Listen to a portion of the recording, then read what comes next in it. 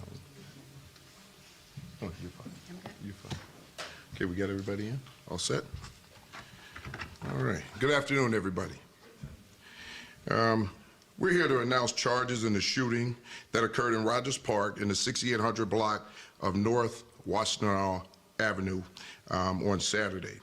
I'm joined here by Chief of Detectives Antoinette Ursitti, the 24th District Commander Allison Christian, also our Deputy Chief of Detectives Kevin Bruno, from the Director of Community Policing Glenn Brooks, and our investigative response team from the 50th Ward. We also have Alderman Deborah Silverstein standing here with us. And we know that that shooting occurred in her ward, and she's very concerned about what's going on, and we're here to address all of those concerns. So we have a 22-year-old individual. His name is Sidi Mohammed Abdel Ahi. He has been charged with 6 felony counts of attempted first-degree murder, 7 felony counts of aggravated discharge of a firearm toward a police officer/firefighter, 1 felony count of aggravated battery with the discharge of a firearm. During the shooting, the offender approached a 39-year-old male and shot him in the shoulder without saying a word. As officers and paramedics responded to the scene, the offender fired multiple shots toward them from various locations. No officers or paramedics were injured at the time, luckily, but an ambulance was struck by gunfire. Officers then returned fire, striking the offender. They rendered aid to the offender, who was taken to the hospital, where he remains at this time being treated. The officer-involved shooting aspect remains under investigation with COPA at this time. The criminal investigation remains ongoing with CPD's investigative response team. Though this offender has been charged in this shooting, we're continuing to investigate the motive. At this point, detectives have been unable to interview the offender because of his injuries. Following this shooting, we were in contact with Alderman Silverstein and community members. We understand the concerns around this incident, and we're doing everything we can to ensure that the community is safe. And we want to restore a sense of security for the residents. There's been a lot of information circulating about the shooting, and we ask that it's available. We are thankful that the injuries to the victim that he sustained were non-life-threatening. This incident was also a stark reminder of the danger our first responders face, because they were also fired upon, and luckily, no one was struck. I'll now turn it over to the 50th Ward Alderman, Deborah Silverstein, to give her statements and address her community, or our community, as it relates to this incident.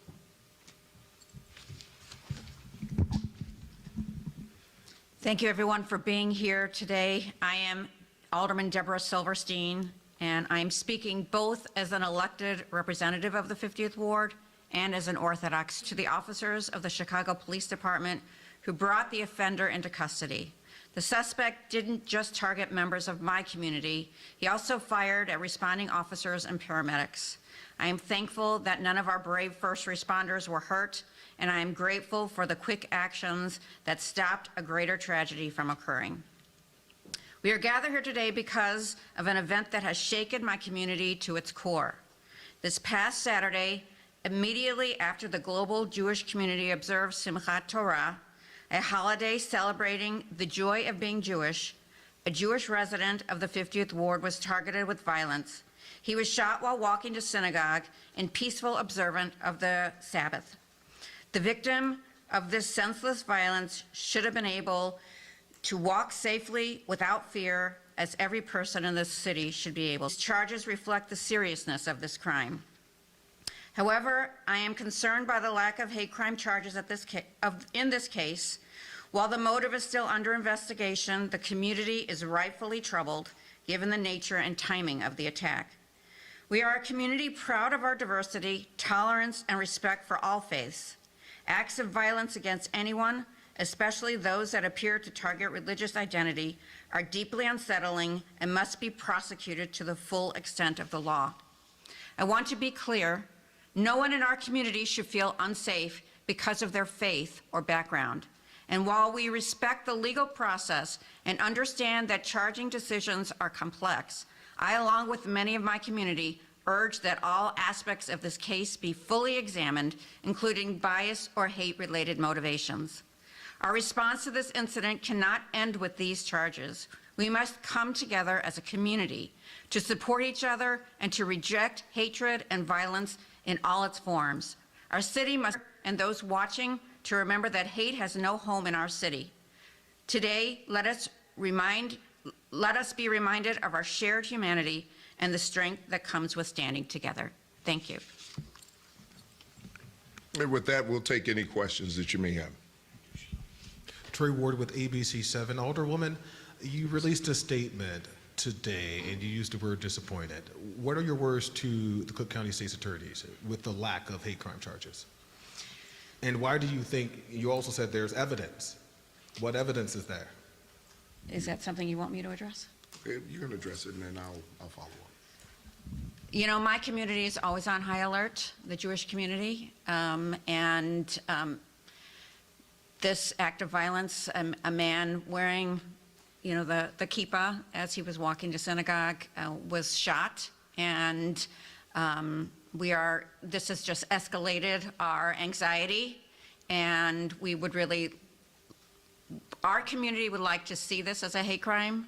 Because your community is so tight-knit, can you tell us anything about the victim and his involvement in your community? And then I also want to ask the superintendent if this person has any sort of criminal history that you're looking into or any motive related to the Jewish faith.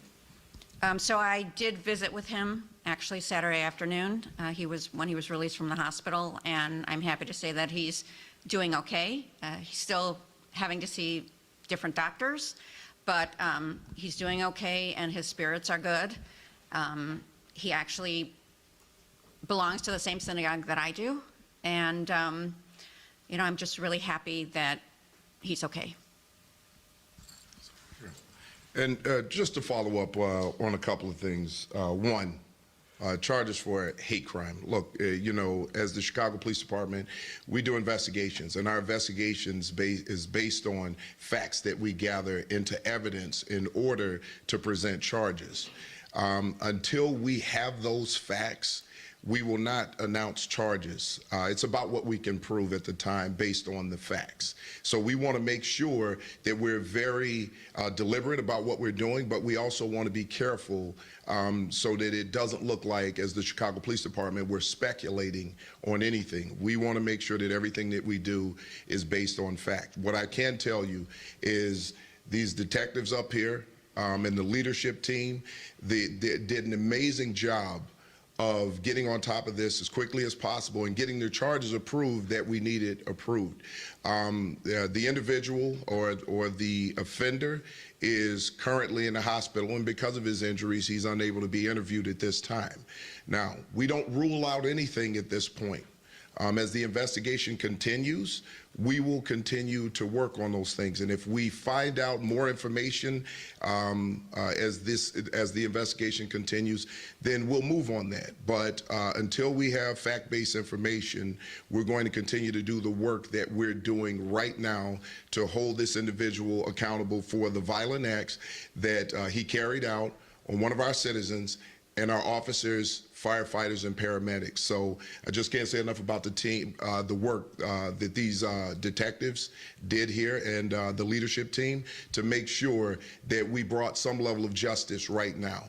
As far as his background is concerned, those things are still under investigation. So we're working to try to gather as much information as we can. And as we gain more information, we'll just continue with this investigation to try to get to the bottom of the motive. Charlie Marr with CBS News, Chicago. I know you said that the suspect didn't say anything before shooting the 39-year-old. Did he say anything while shooting or during the course of the exchange with officers? Yes, there was something stated from that individual while he was exchanging gunfire with officers. What did he say? And if I may, Chief Ursitti, you want to talk a little bit about that? Sure, without getting into anything too much, the statement that was made while he was engaging our officers is nothing that we could bring in as evidence at this point that would support any motive against his actions towards our officers as well as towards our victim. Was it believed to be English, another language? What did he say? We're not going to be able to put out that information right now because I want to make sure I'm not misstating anything, and so we can coordinate through the Office of News Affairs, because I am certainly not going to misspeak and have there be any misunderstanding about the statement. So as appropriate, we will get that information out through News Affairs. And then is the suspect a resident of Chicago? Is the suspect a citizen of this country? That is still under investigation right now. Right now, we're trying to identify a valid address. So we're still working on that information right now. How soon could you make a decision about whether hate crime charges will be recommended? When evidence of the facts present themselves. Again, we can't speculate on these things right now. We have to have information that backs up those charges. So we can assume things, we can believe things. And look, when you look at everything that's tied around this, I understand why the community feels this way. And they have the right to feel the way that they feel, because look, nobody wants to be victimized on their way to church. But when we start talking about the legal aspects of it, we have to have fact-based information in order to bring about those charges. Emmy Victor with WGN News. When I was speaking with, hello, how are you? When I was speaking with a couple people, they mentioned the length of time that CPD happened to be on the scene. Was there anything in particularly challenging on the scene that kept police out for so long in that neighborhood on Saturday? These events are always challenging. It's one, we have a citizen who's been shot, who's been struck by gunfire. So there's an investigation that we have to do there. But in furtherance, this same individual now fired shots at the police on multiple occasions. So now it goes from just being an investigation of an aggravated battery or possibly an attempt murder to a police-involved shooting. So we have to make sure that we collect all of the evidence, because there are two investigations going on now. One of a person shot and another one of a police-involved shooting. This takes time. It takes a lot of manpower to do that, and that's why I can't say enough about the work that the detectives did here, because they were working dual duties. So they're going to be there for a prolonged period of time, and as much time as it takes to collect all of the evidence to do a proper investigation. Hey, Nate Rogers. How you doing, Nate? Can you comment on how many times, I know COPA is investigating, but how many times the suspect was shot? That I'm not really sure of right now. Do we have that information, the number of times? He was shot multiple times. We don't have the exact number. Sure, and then also, with election season ongoing, I was in the neighborhood on Saturday. I interviewed many witnesses. One neighbor who, in fact, told me that this was apparently the Good Samaritan that ran to the guy's aid, and he said that he heard him yelling some obscenities, heard the suspect yelling some obscenities. With this being an election season, with all of the unrest, of course, in the Middle East, is there going to be a heightened police presence now in that community with all of this going on? Can you respond to that, especially since clearly a lot of residents are on edge? There already is. And here's what I will tell you. Look, we are aware of what's going on in the world right now. And we know how that can affect neighborhoods, communities, and people of faith. So we want to make sure that we're paying special attention to all of these locations. Look, it's not lost on us that there's hate paraphernalia that's been passed around. This happens often, and when we get that information, we take it seriously, and we make sure that we have resources in these communities to make sure that people are safe. We want to check in on people just to get the temperature of the neighborhood to see what's going on. It's one of the reasons that I met and had a conversation with Alderman Silverstein and members of her community and leaders just to make sure that we could reassure them that we're taking everything seriously. And we want to make sure that people are safe. And not just that, we want to make sure that people feel as safe as we can make them feel. So we understand the concerns in the community. We understand what's going on around the world, and we have our fingers on the pulse of that. And as a police department, it's our job to make sure that we keep these communities safe. Sure. One last question here. Hi, Superintendent Cindy Hernandez with the Chicago Sun-Times. I had a question in regards to Nabala Cafe, a Palestinian cafe that's been hit twice in the last 2 months. They've been vandalized and had their windows shattered. I just wanted to ask if you guys are also looking into possible hate crime charges on that. Well, see, you know, we're continuing to throw around hate crime charges. The first thing is that we have to find out who's committing the crime. Secondly, we have to find out the motive for the crime. So we don't just go in and assume that everything, we could actually believe that this is an incident motivated by hate, but we still have to do the investigation to gain the facts to support that belief. So it can't just be about the belief. We have to collect evidence that supports whatever it is that we believe. Thank you. Thank you.